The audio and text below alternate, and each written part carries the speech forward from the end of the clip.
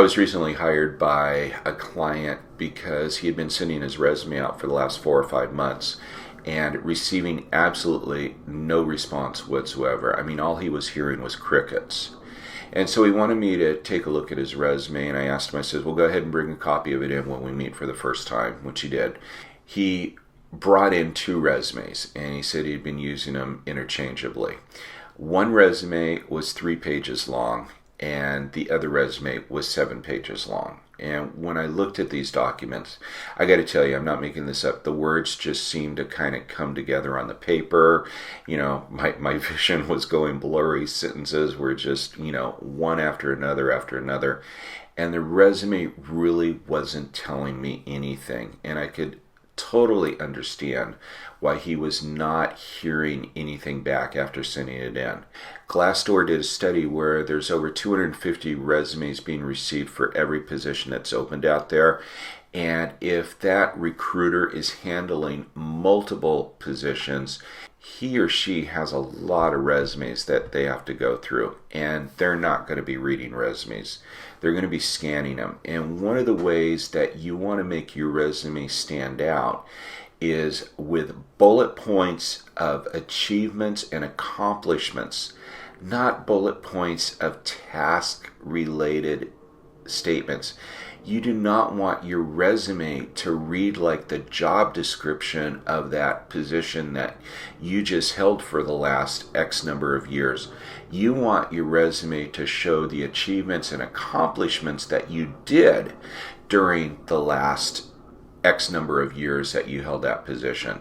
So, a bullet point that starts out with responsible for or managed whatever is likely not going to get you called in for an interview. Not when others in that pile may have bullet points that start out with drove over $11 million in revenue during my tenure creating one of the top performing territories in North America, or analyze the financial feasibility of 3 residential and mixed prototypes for the city of Austin. Bullet point your achievements.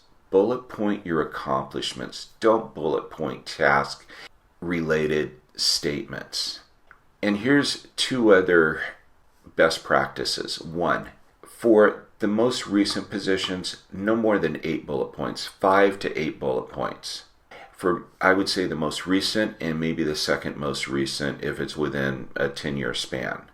And then anything after that, you don't need that many bullet points. 2, 3, 4 at the most. And as the jobs become earlier and earlier, the fewer the bullet points.